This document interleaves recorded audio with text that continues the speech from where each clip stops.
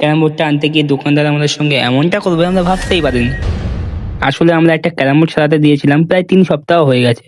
আর আমরা যতবারই ফোন করতাম দোকানদারকে, সে ততবারই বলতো যে আপনার 2-1 দিন পরেই আসুন।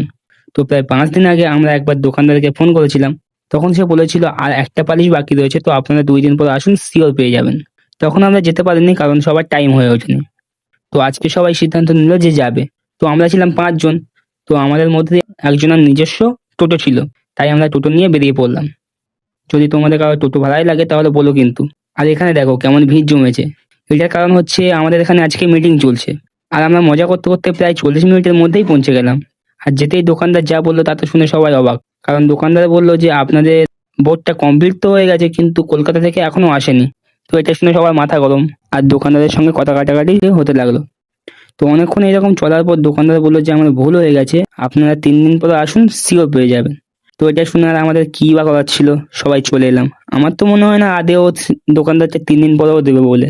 আর এই ব্যাপারে আমরা তো দুঃখী ছিলামই, কিন্তু আমাদের থেকেও আরেকজন যে বেশি দুঃখী ছিল সে হচ্ছে এই দাদাটা যার টোটো রয়েছে।